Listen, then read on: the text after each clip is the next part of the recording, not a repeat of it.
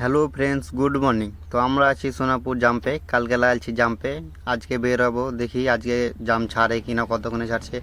তো আজকে জাম ছেড়ে দিয়েছে, 10টার সময় আমরা বেরিয়ে পড়েছি।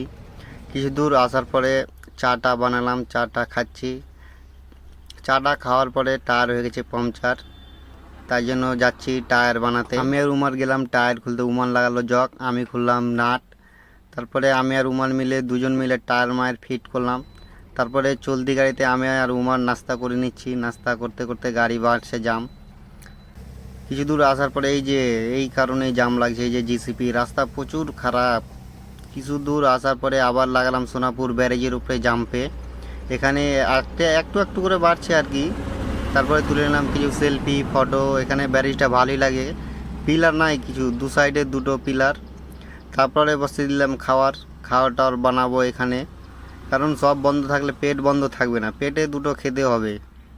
খাওয়ার দাওয়ার বানিয়ে চলে এলাম উমারের গাড়িতে খাওয়ার টাওয়ার খেয়ে 1:30টার সময় গাড়ি ছেলাম। আর সামনে কি ফ্রি পাউডার মাখতে মাখতে চলে এলাম উমকিনে পার হচ্ছি। প্রচুর গ্যাঞ্জাম, আস্তে আস্তে পার হচ্ছি।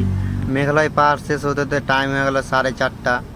মেঘালয় পাহাড় শেষ করার পরে আবার লাগিয়ে দিলাম দিঘার খাল টুল ট্যাক্স জাম্পে। এভাবেই চলছে আমাদের জিন্দগি। তারপরে বসে দিলাম খাওয়ার।